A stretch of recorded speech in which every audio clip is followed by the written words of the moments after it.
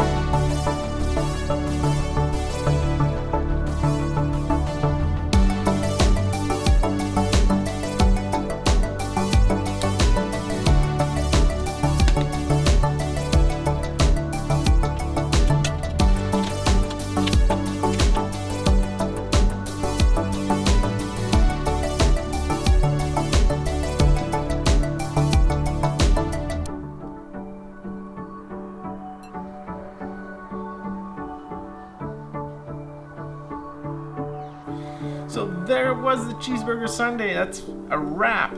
I hope you guys liked this video. I hope you subscribe to my channel. I hope to see you next time.